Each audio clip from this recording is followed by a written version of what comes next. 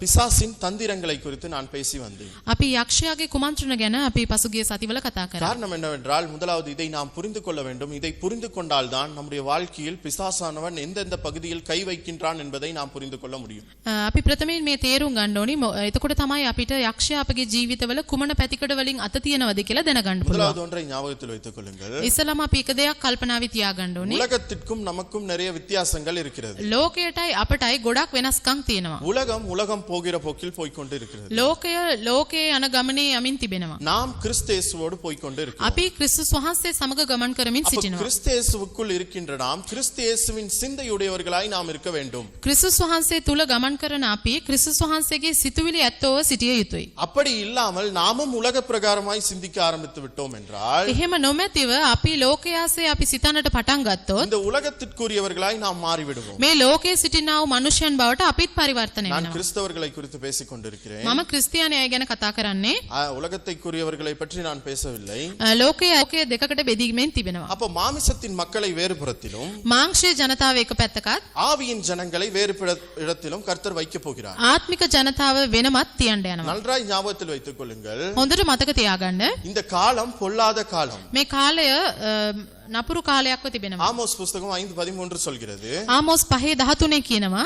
புத்திமான்கள் மௌனமாய் இருப்பார்கள். ඥානවන්තයන් නිශ්ශබ්දව සිටිනවා කියලා. காரணம் காலம் பொல்லாததாய் இருக்கிறது. හේතුව කාලය නපුරුව තිබෙන බැවින්. இயேசு கிறிஸ்து சொல்கிறார். යේසුස් වහන්සේ කියනවා. கடைசி நாட்களில் சத்தியத்தை நீங்கள் காண மாட்டீர்கள். අවසාන කාලයේ සත්‍යතාවය ඔබ දකින්නේ නැහැ කියලා කියනවා. சத்தியத்தை காண மாட்டீர்கள் என்றால் සත්‍යතාවය දකින්නේ නැත්නම් கர்த்தருடைய வசனமாகிய சத்தியத்தை பேசுகிறவர்கள் குறைந்து දෙවියන් වහන්සේගේ වචනේ තියෙන සත්‍යතාවය කතා කරන අය අඩු වෙලා சத்தியத்திற்கு புறம்பாய் பேசுகிறவர்கள் அதிகமாய் இந்த உலகத்தில் இருப்பார்கள். සත්‍යතාවයට විරුද්ධව කතා කරන අය වැඩි වෙනවා. அப்ப இந்த உலகத்துல இப்பயும் அப்படிதான் இருக்குது. මේ ලෝකේ දැනටමත් එහෙම තමයි තියෙන්නේ. அப்ப இந்த உலகம் இப்பொழுதே ரெண்டா தான் இருக்குது. මේ ලෝකේ දැනටත් දෙකකට බෙදිලා තමයි තියෙන්නේ. சரியான பக்கத்தை நீங்க தெரிவு செஞ்சுக்கங்க எப்பயுமே. හරි පැත්ත හැම වෙලාවෙම තෝරගන්න. ஆமென். ஆமென். ஏன்னா சரியான பக்கத்துல எப்பயும் நின்னுட்டீங்கன்னு சொன்னா தவறுகள் இருந்தாலும் கர்த்தர் அதை சரி செய்து கொள்வார். හරි පැත්ත හිටගත්තොත් එහෙම අපි ගාව වැරදි තිබුණත් දෙවියන් වහන්සේ ඒක හොඳ පැත්තට අපිව වෙනස් කරයි. பிசாசும் இந்த உலகத்தில் தீவிரமாய் வேலை செய்து கொண்டு இருக்கிறார். යක්ෂයාත් ගොඩක් දැඩිව වැඩ කරමින් සිටිනවා මේ உலகத்துல ලෝකේ. பாவங்களை எதற்கு கொண்டு வருகிறான்? ලෝකයට පාපේ කුමකටද ගෙන එන්නේ යක්ෂයා? இந்த உலகத்தை எப்படியாவது நியாயம் தீர்த்து இந்த ஜனங்களை அழிக்க வேண்டும் என்பதற்காக. මේ ලෝකයේ විනිශ්චයට පත් කරලා ජනතාව කෙසේ හෝ විනාශ කර යුතුයි කියලා. அப்ப கிறிஸ்தவர்களாகிய நீங்கள் ரொம்பவும் விழிப்புணர்வுள்ளவர்களாய் இருக்க வேண்டும். ක්‍රිස්තියානි අයව සිටින ඔබ සෑම මොහොතකම ගොඩක් අවධානයෙන් සිටිය යුතුයි. நம்ம யோசிக்கலாம் நம்ம 100% இருந்துட்டு நம்ம என்ன செய்ய போறோம் இந்த இலங்கையில?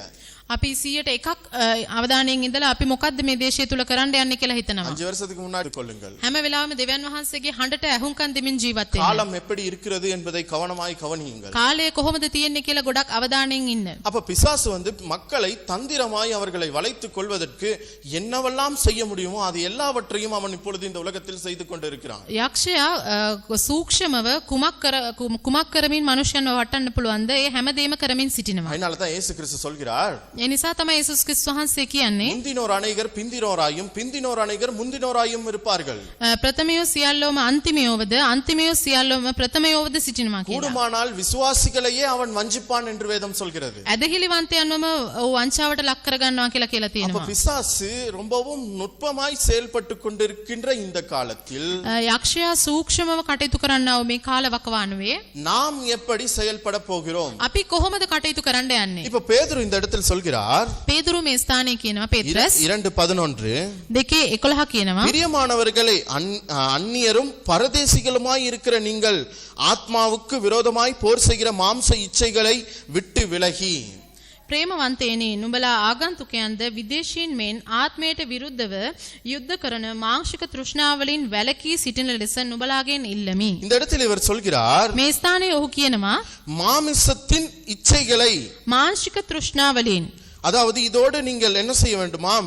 விரோதமாய் போர் செய்கிற மாம்ச இச்சைகளை விட்டு விலகி அப்படின்றாரு. මේට කුමක්ද කළ යුතුව තිබෙන්නේ? මේ මාංශික තෘෂ්ණාවලට විරුද්ධව යුද්ධ කරන්න කියලා තියෙනවා. இதுல யுத்தம் செய்யுங்கள் அப்படின்றாரு. යුද්ධ කරන්න කියලා තියෙනවා. அப்ப இத எங்க இருந்து இவர் சொல்கிறார்? මේ කොතනින්ද කියන්නේ? இந்த இடத்தை நன்றாய் கவனித்தீர்கள் என்றால் මේ ස්ථානේ හොඳට අවධානයෙන් බලන්න. ஆத்துமாவுக்கு விரோதமாய் போர் செய்கிற மாம்ச இச்சைகள் என்று சொல்கிறார். ආත්මයට විරුද්ධව යුද්ධ කරන මාංශික තෘෂ්ණාව කියලා කියනවා. இந்த இடத்துல பேதுரு சொல்லல உங்களுடைய ஆத்துமாவுக்கு விரோதமாய் போர் செய்கிற பிசாசுக்கு எதிர்த்து நில்லுங்கள் என்று சொல்லவில்லை. මේ ස්ථානේ පේත්‍රස් කිව්වේ නෑ ආත්මයට විරුද්ධව යුද්ධ කරන යක්ෂයාගෙන් කියලා කිව්වේ නෑ. ஆமென். ආමෙන්. நம்ம எல்லாரும் என்ன நினைச்சிட்டு இருக்கோம்? අපි ඔක්කොම මොනවද හිතාගෙන ඉන්නේ? நம்மளை அழிப்பதற்கு பிசாசு செயல்பட்டு கொண்டு இருக்கிறான் அப்படின்னு சொல்லி நம்ம நினைக்கிறோம். අපිව විනාශ කරන්නට යක්ෂයා සිටිනවා කියලා අපි හිතාගෙන ඉන්නවා. ஆமா சரி, அதுல எந்த பிழையும் கிடையாது. ඔව් ඒක හරි, ඒක වැරද්දක් නැහැ. அவன் நம்மளை அழிக்க தான் இருக்கிறான். ඔව් අපි විනාශ කරන්න තමයි ඉන්නේ. ஆனா නමුත් நீங்கள் இடம் கொடுக்காமல் அவன் ஒன்றுமே செய்ய முடியாது. ඔබ ඉඩ දුන්නේ නැත්නම් යක්ෂයාට කිසිවක් කරන්නට බෑ. இப்போ பாவம் பாவம் பாவம்னு நம்ம சொல்றோம் இல்லையா? පාපේ පාපේ පාපේ කියලා අපි කියනවා නේද? இந்த பாவம் செய்வதில் ரொம்ப ஒரு பெரிய விஷயம் இருக்கிறது. මේ පාපයේ විශාල දෙයක් තිබෙනවා. என்னன்னா இந்த இடத்துல இவர் சொல்கிறார் ஆத்துமாவுக்கு விரோதமாய்.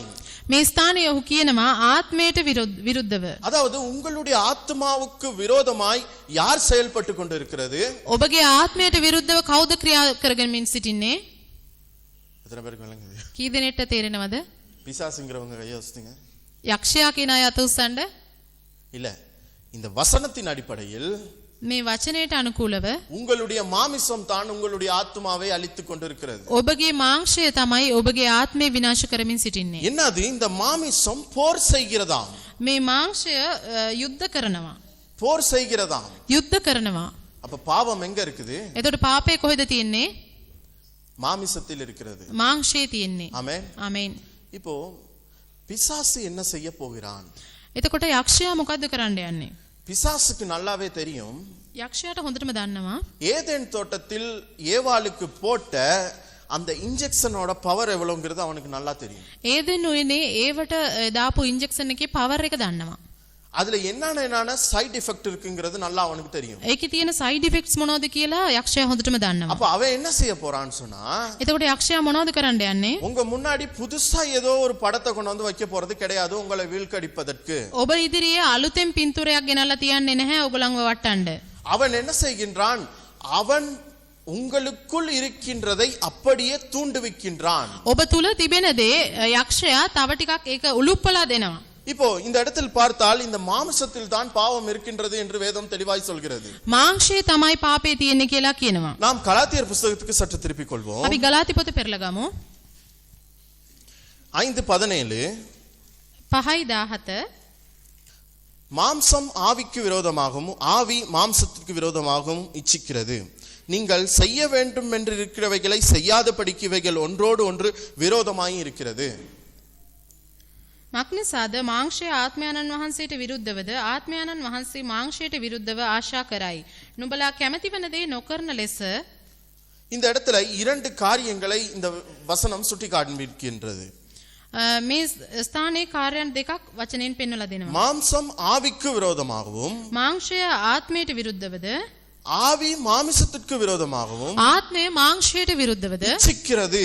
ආශා කරයි. நீங்கள் செய்ய வேண்டும் என்று இருக்கிறவைகளை செய்யாதபடிக்கு இவைகள் ஒன்றுக்கொன்று விரோதமாய் இருக்கிறது. නුඹලා කැමැති වෙන දේ නොකරන ලෙස මොහු එකිනෙකාට විරුද්ධ වෙති. இப்போ இந்த இடத்துல மூன்று காரியங்களை நீங்கள் பார்க்க முடியும். මේ ස්ථානයේ කාරණා තුනක් බලන්න පුළුවන්. மாம்சம் ஆவிக்கு விரோதமாகவும், මාංශය ආත්මයට විරුද්ධවත්, அதாவது மனிதன் மூன்று பிரிவுகளாய் இருக்கிறான் என்று நான் சொன்னேன். මනුෂ්‍යයා කොටස් තුනකට බෙදලා තියෙනවා කියලා මම කිව්වා. இந்த இடத்துல ஆவியானவர் இருக்கிறார். මෙතන ආත්මයන්න් වහන්සේ සිටිනවා. இந்த இடத்துல ஆவி என்று சொல்கிற பொழுது மனிதனுடைய ஆவியை காண்பிக்கின்றது. මෙතන மனிதனுடைய ஆவியில் தான் கர்த்தர் தொடர்பு கொள்கிறார்.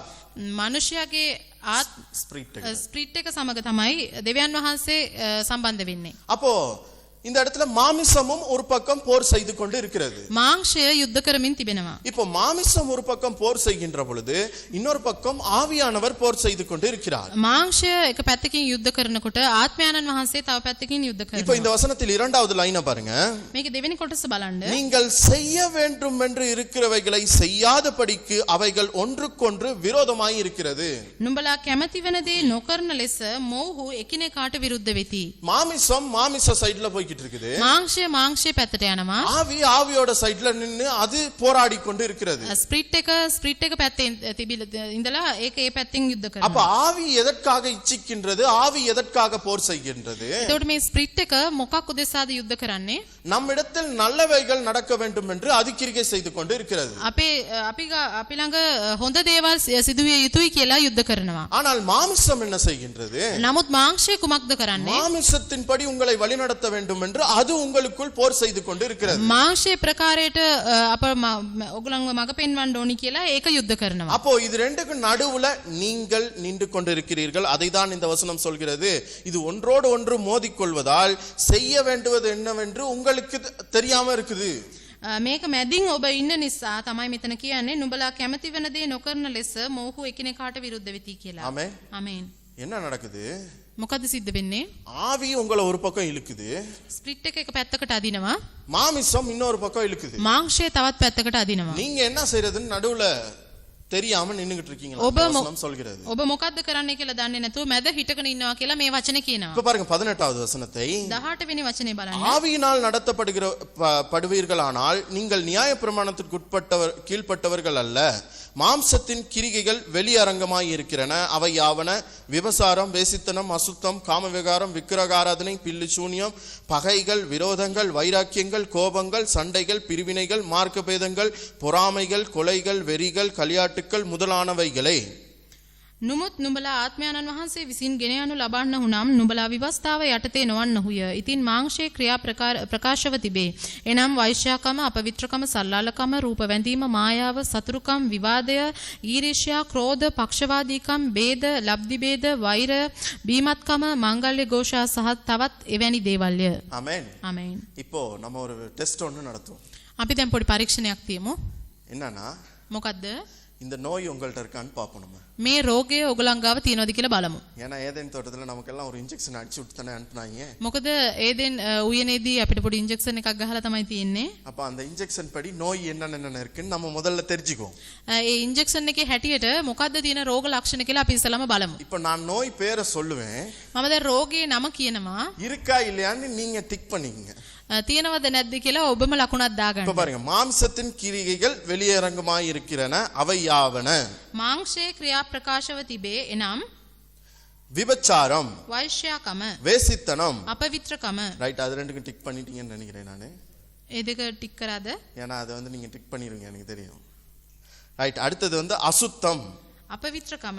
அசுத்தம் என்று சொல்கிற பொழுது அதுக்குள்ள வந்து உடல் ரீதியான அசுத்தங்களும் இருக்கலாம், சில வேளை மனதளவில் அசுத்தங்கள் இருக்கலாம். கொஞ்சம் சந்தேகம் தான், பரவாயில்ல, டிக் பண்ணிக்கங்க. අපවිත්‍රකම කිව්වම එක්කෝ මාංශික ඒ කියන්නේ පිටත අපවිත්‍රකම නැත්නම් හදවත තුල තියෙන මනසේ අපවිත්‍රකම. காம விகாரம் என்பது සල්ලාලකම කිව්වම இந்த மனதிலேயே எதையாவது பத்தி யோசிச்சு ஒரு யாராவது ஒரு பெண்ணை குறித்தோ ஆணை குறித்தோ ஒரு கெட்ட எண்ணத்தை மனதிற்குள் வைத்துக் கொண்டால் அதை தான் சொல்கிறது. එක ස්ත්‍රියක් ගැන හෝ පුරුෂයෙක් ගැන හෝ හදවත තුලම වැරදි ආසාවන් තිබෙනවා නම් ඒකට තමයි සල්ලාලකම කියලා කියන්නේ. அது இருக்குதா? ඒක තියෙනවද? ஒரு சிலர் பாஸ், ஒரு சிலர் ஃபெயில் இருந்தாலும் என்ன செய்ய? ரைட், அத விடுங்க. சமஹாரு பாஸ், சமஹாரு ஃபெயில். விக்கிரகாராதனை, ரூப වැඳීම, டிக் போட்டாச்சு. பில்லு சூனியம், மாயாව போட்டாச்சு. பகைகள், இங்க தான் ஒரு சின்ன பிரச்சனை. சத்துருக்கம், ஏன்னா ஒரு சிலர் மேல பகைகள் இருக்குது.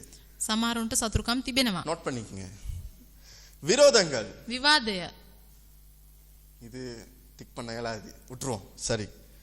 வைராக்கியங்கள், அப்பா பயங்கரமே. ඊර්ෂ්‍යාව තමයි භයානකම. பாருங்க, இதுல ஒரு நல்ல கதை ஒன்று இருக்கு. මේකට හොඳ කතාවක් තියෙනවා. நான் ஒரு கிறிஸ்தவ அம்மாவை சந்திக்க போயிருந்தேன். මම ක්‍රිස්තියානි අම්මා කෙනෙක්ව හම්බෙන්න ගියා. அப்ப நான் அந்த அம்மாட்ட போயிட்டு என்ன அந்த அம்மா வந்து வாங்கன்னு பேரை சொல்லி ரொம்ப அழகா அன்பா அவங்க கூப்பிட்டு கதைப்பாங்க. එයා ගොඩක් ආදරෙන් අඬ ගහලා කතා කරනවා. அப்ப அவங்க டீ ஊத்த போற வாக்குல நான் கேட்டேன், அம்மா பாஸ்டர் வந்தாரா அப்படின்னு ஒரு கேள்வி கேட்டேன். ஏற்கனவே இருந்த சர்ச்சில் இது நடந்தது.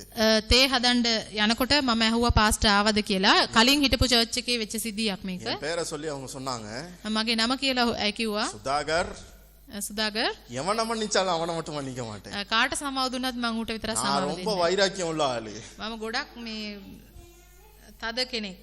வைராக்கியம் உள்ள ஆளு. ගොඩක් තද හිතක් තියෙන කෙනෙක්. பாதாளத்துக்கு போனாலும் பரவாயில்ல, පාතාලයට ගියත් කමන්නේ. மன்னிக்கவே மாட்டேன். මං එයාට සමාව දෙන්නේ. அப்ப வைராக்கியங்கள்ல வந்து ஒரு சின்ன பிரச்சனை இருக்கு. එතකොට ක්‍රෝධ කිව්වම එතන පොඩි ගැටලුවක් තියෙනවා. கோபங்கள். අ, அப்ப கோபங்கள் තරහ மாட்டிக்கிச்சா? මාට ரைட், சரி பரவாயில்ல. ஏன்னு சொன்னா ஒன்றை ஞாபகத்தில் வைத்துக் கொள்ளுங்கள். එකක් මතක තියාගන්න. நான் ஒரு விஷயத்தை உங்களுக்கு விளங்கப்படுத்த போகிறேன். මං එක දෙයක් පැහැදිලි කරන්න යනවා. இந்த கோபங்களை ஏன் இதுக்குள்ள கொண்டு வந்து அவர் திணிச்சிருக்கிறாரு அப்படின்னு சொன்னா, තරහ කෝපය මොකටද මේ ස්ථානයට ගෙනල්ලා තියලා තියෙන්නේ? இந்த கோபம் என்பது ஒரு உணர்வு. මේ කෝපය කියන්නේ එක්තරා වූ හැඟීමක්. இங்க இருக்க அவ்வளவுமே ஒரு உணர்வு தான். මේ සියල්ලම එක් හැඟීම්.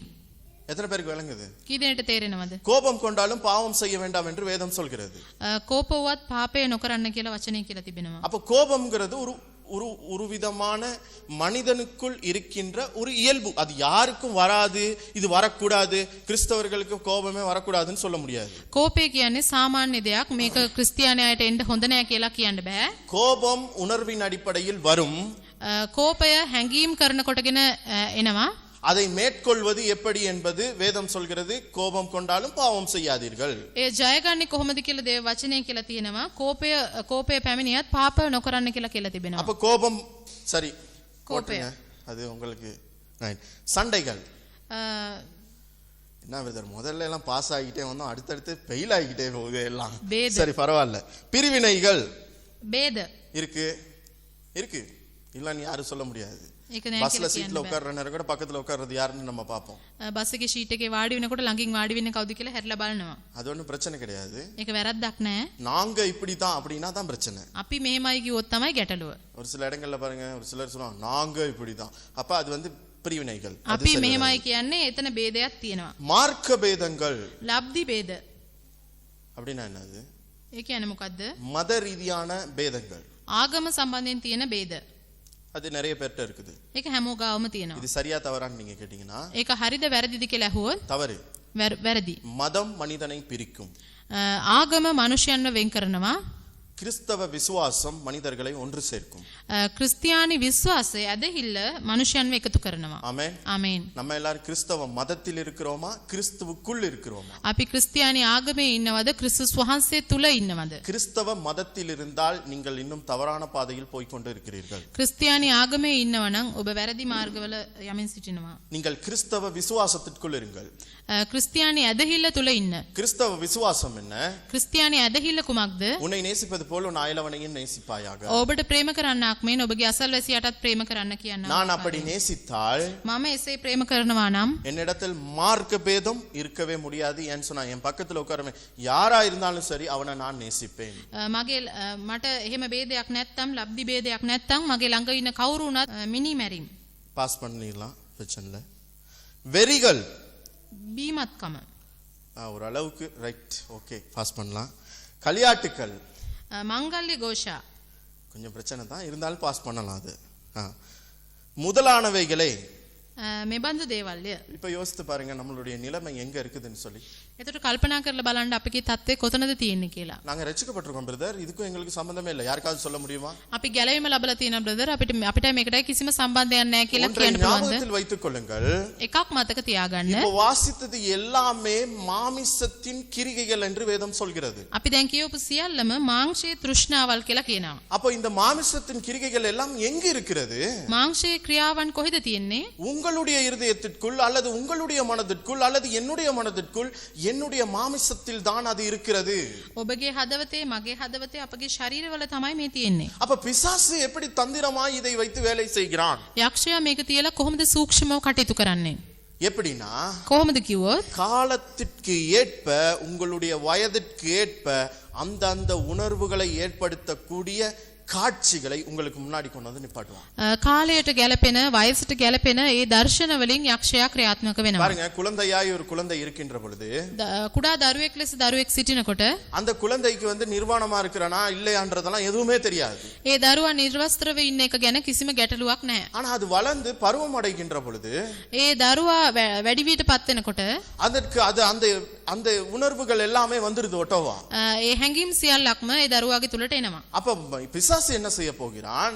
එතකොට යක්ෂයා මොකද්ද කරන්නේ? அந்த உணர்வை வைத்து அவர்களை எப்படி பாவத்திற்குள் கொண்டு செல்ல முடியும் என்பதை அவன் காண்பிக்கின்றான். ඒ හැඟීම කරනකොටගෙන කොහොමද මේ පාපයට තල්ලු කරන්නේ කියලා යක්ෂයා බලනවා. ஒரு நாள் நான் ஒரு ஊழியத்துக்கு போறதுக்காக ஒரு பாஸ்டரோட நின்னுகிட்டு இருந்தேன். එතකොට මම එක දවසක් සේවයට යනකොට පාස්ටර් කෙනෙක් සමග සිටගෙන இங்க හිටියා. இல்ல, இதெல்லாம் வந்து என் சின்ன வயசுலயே நடந்தது. அப்பவே இதுக்கெல்லாம் எனக்கு எக்ஸ்பீரியன்ஸ் இருக்கு. මේවා මගේ කුඩා කාලයේ සිද්ධ වෙච්ච දෙයක්. அப்ப நான் என்ன செஞ்சேன், ரோட்ல நின்னு பஸ்ஸுக்கு நின்னுகிட்டு இருக்கோம். බස් එකට හිටගෙන ඉන්නවා පාරයිනේ. உங்களுக்கு தெரியுமா, பெரிய பெரிய பாஸ்டர்லாம் எப்பயுமே வாயில ஏதாவது முணுமுணுத்துக்கிட்டே இருப்பாங்க. ඔබ දන්නවද කවුරු හරි ලොකු පාස්ටර් කෙනෙක් ඉන්නවා නම් කටේ මොනවාරි කියාගෙනම ඉඳි. ස්තෝත්‍රම් ස්තෝත්‍රම් ස්තෝත්‍රම් ආண்டවරේ ස්තෝත්‍රම්. ඒ ආකාරයෙන් මූණමින් සිටිනවා. ස්තුති ස්තුති දෙවන් වහන්සේ ද ස්තුති අද පාරට ආවා ස්තුති. அப்படியே சொல்லிக்கிட்டே இருப்பாங்க. ඒ ආකාරයෙන් කියමින්ම සිටිනවා. இவரும் அப்படியே சொல்லிக்கிட்டே இருந்தாரு. ඔව් මොහොත් මේ ආකාරයෙන් කියමින් සිටියා. நமக்கு அந்த பழக்கம்லாம் இல்ல, இன்னைக்கும் இல்ல அன்னைக்கும் இல்ல. අපිට අදත් නෑ ඒ වගේ පුරුදු එදත් නෑ. பைக்ல இப்ப ரெண்டு பேர் போறாங்க ரூட்ல. බයික් එකේ දෙන්නෙක් යනවා. அதுல பின்னுக்கு ஒரு பொம்பளை புள்ள உட்கார்ந்து පිටිපස්සෙන් ගෑල්ලා මේක වාඩි වෙලා கொஞ்சம் ரொம்ப அரைகுறையா உடுப்பு உடுத்தி இருக்கு. පොඩ්ඩක් බාගෙට ඇඳගෙන හිටියා. உடுத்திட்டு கை ரெண்டையும் இப்படி வசதிக்கிட்டு அது பாட்டுக்கு போகுது. பொடியும் வேகமா ஓட்டிக்கிட்டு போறான் பைக்கை. ඒ ගෑන් ළමයා අත් දෙක දෙපැත්තට දික් කරගෙන යනවා.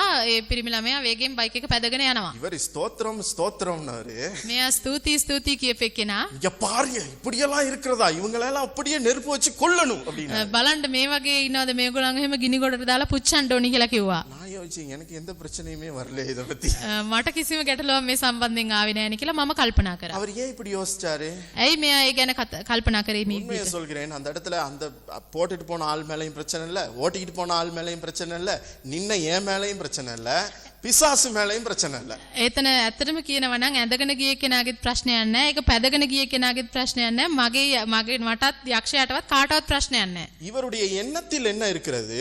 මෙයාගේ සිතුවිලි වල මොකද්ද තියෙන්නේ? இந்த இச்சைங்கிறது ஏதோ ஒரு வகையில் இருக்கிறது. මේ තෘෂ්ණාව මොන ආකාරයෙන් හරි තියෙනවා. அது விரோதமா தான் இவர் பேசுகிறார். මේ විරුද්ධව තමයි ඔහු කතා කරන්නේ. ஆனால் ஒன்றை நன்றாய் ஞாபகத்தில் வைத்துக் கொள்ளுங்கள்.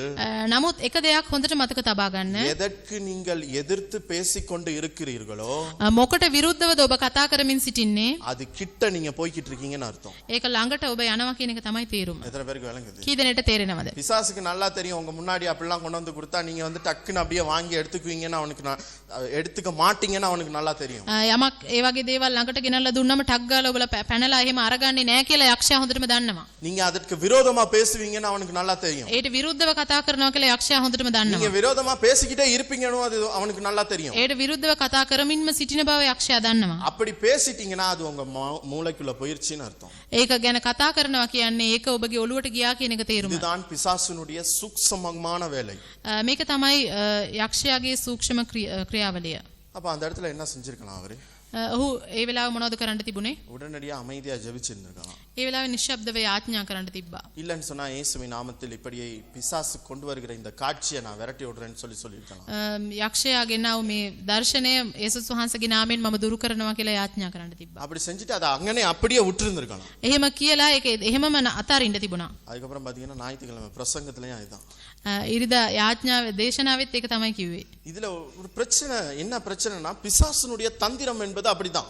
ඒක තමයි යක්ෂයාගේ ඒ සූක්ෂම ක්‍රමය. என்ன அது, இவருக்குள் இவர் எவ்வளவு பெரிய பரிசுத்தவானாய் வேண்டும் என்றாலும் இருக்கலாம், வாயில இயேசு கிறிஸ்துவின் நாமத்தை 1000 தடவை சொல்லிக்கிட்டு வேணாலும் இருக்கலாம், அவர் மாமிசத்தில் இருக்கிறார் என்பதை பிசாசுக்கு நல்லா தெரியும். ඔහු කොච්චර ලොකු ශුද්ධවන්තයෙක් වුණත් කොච්චර දෙවන් වහන්සේගේ වචනය කටෙන් මුමුණමින් සිටියත් ඔහු මාංශික මිනිසෙක් කියලා යක්ෂයා හොඳටම දන්නවා. அதனால தான் இயேசு கிறிஸ்து சொல்கிறார், ඒ නිසා තමයි යේසුස් ක්‍රිස්තුස් වහන්සේ කියන්නේ நாசியிலே சுவாசம் உள்ள ஒன்றையும் நம்ப வேண்டாம். නහයේ හුස්ම තියෙන කිසිවෙක්ව විශ්වාස කරන්න එපා ஏன்னா කියලා. அது மாமிசத்தில் இருக்கிறது. මොකද ඒ මාංශය තුල සිටිනවා. அது எந்த நேரம் வேணாலும் கீழே விழுந்து போக முடியும். ඒක ඕන වෙලාවක බිමට වැටෙන්න පුළුවන්. சாலமோனை எடுத்து பாருங்கள், සාලමෝන්ව බලන්න நம்மை விட புத்திசாலி அவன். අපිට වඩා ඔහු ඥානවන්තයෙක්. தேவனுடைய தேவனுடைய மகிமையை தேவாலயத்திற்கு கொண்டு வரும்படி அவன் ஜெபித்தவன். දෙවියන් වහන්සේගේ මහිමය ඒ දේවස්ථානයේ තුලට එන්නට යාඥා කරපු පුද්ගලයෙක්. கர்த்தர் விசேஷித்த ஞானத்தை அவனுக்குள் வைத்திருந்தார். විශේෂ වූ ප්‍රඥාවක් ඔහුට දෙවියන් වහන්සේ දීලා அவனுக்குள் තිබුණා. விசேஷித்த திறமைகளை கர்த்தர் வைத்திருந்தார். විශේෂ හැකියාවන් ඔහුට දෙවියන් වහන්සේ දීලා තිබුණා. கர்த்தர் அவனை பார்க்கிற பொழுதெல்லாம் அவனை குறித்து மனமகிழ்ச்சி அடைந்தார். දෙවියන් වහන්සේ ඔහු දකින සෑම වෙලාවකම හදවතින් ප්‍රීතියටපත් වුණා. ஆனால் அவன் பிற்காலத்தில் விழுந்து போனான். නමුත් ඔහු පසුව වැටුණා. எந்த பாவத்தில் அவன் விழுந்து போனான்? මොන පාපයෙන්ද ඔහු වැටුනේ? மாமிசத்தின் பாவம். මාංශයේ තෘෂ්ණාවෙන්. என்னது? කුමක්ද?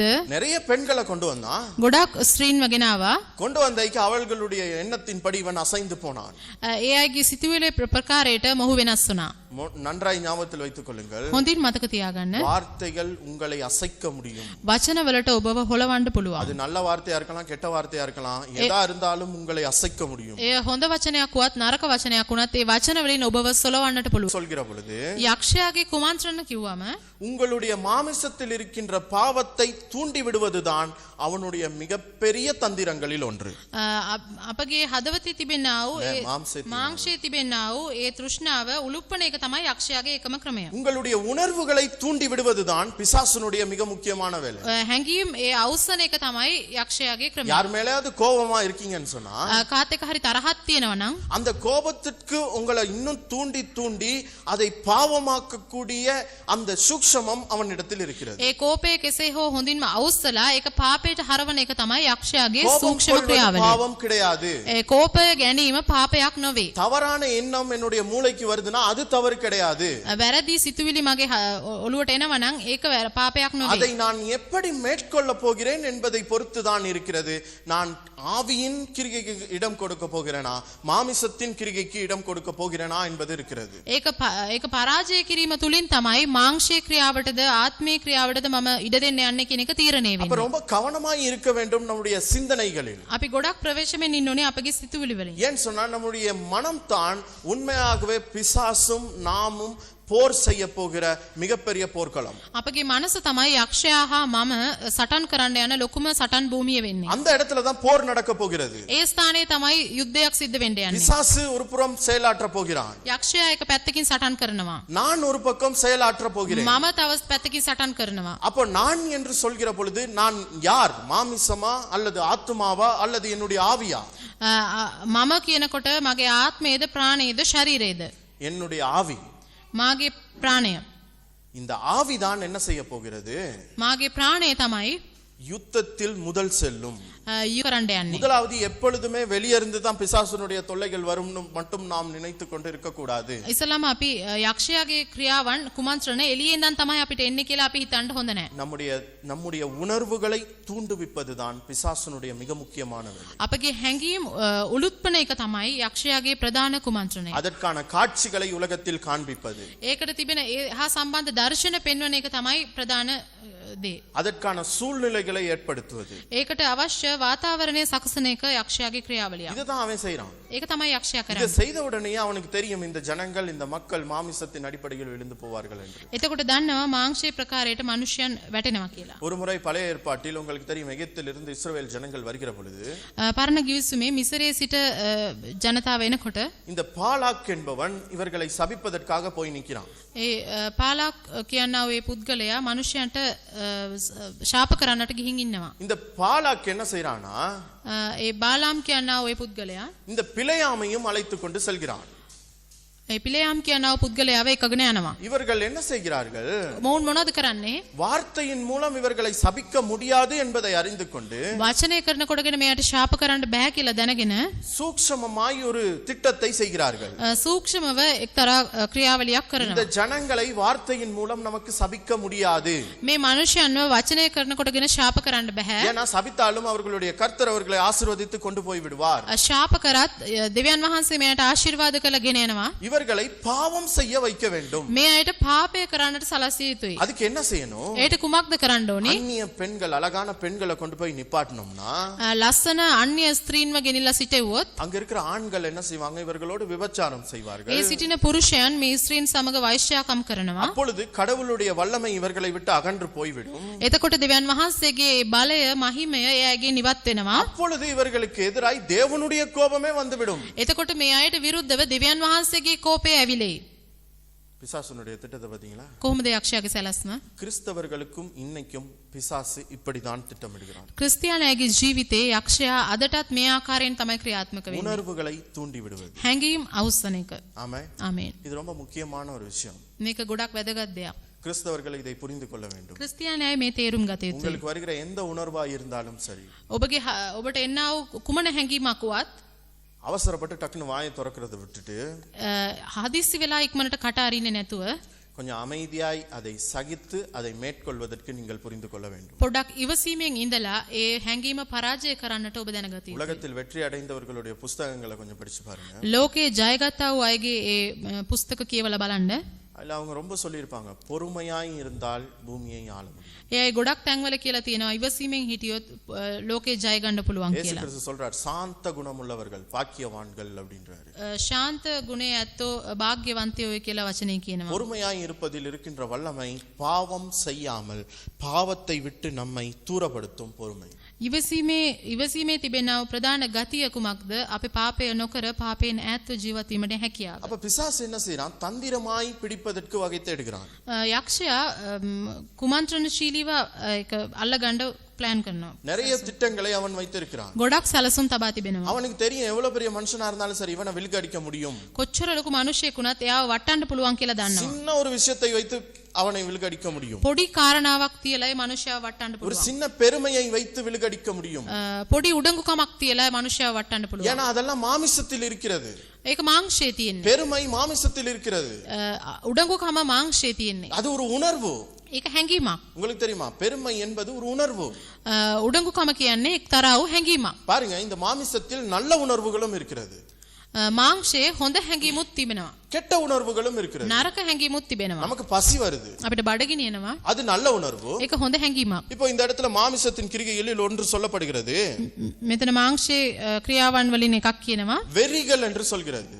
බීම පෙරේතකම. அப்போ இந்த இடத்துல வெறிகள் என்று சொல்லப்பட்டு இருக்கிறது. මෙතන පෙරේතකම කියලා කියනවා. வெறிகள்னா என்னது? පෙරේතකම කියන්නේ මොනවද? பசி அதிகமாய் இருந்தால் ஒரு வெறின்னு சொல்லலாம். தின்னுட்டு போறது. බඩගින්න වැඩිපුර තියෙනවා නම් පෙරේතකමට කනවා කියන්න පුළුවන්. ஆனா சில சமயங்கள்ல அதையும் தாண்டி எதையும் மிச்சம் வைக்க கூடாதுன்னு சாப்பிட்டா அது வெறிகள். ඊටත් වඩා එහාට ගිහිල්ලා මුකුත් ඉතුරු කරන්න හොඳ නැහැ කියලා කණ එක ඇවිල්ලා පෙරේතකමක්. மத்தவங்களுக்கு கொடுக்காம சிலர் பாருங்க சாப்பிட்டுட்டு இருப்பாங்க. සමහරුන්ට දෙන්නේ නැතුව කාටවත් දෙන්නේ නැතුව කනවා සමහරුන්. சிலர் என்ன செய்வாங்க, இந்த யாராவது சாப்பாடை கேட்பாங்கன்னு எச்ச துப்பி வச்சிருவாங்க.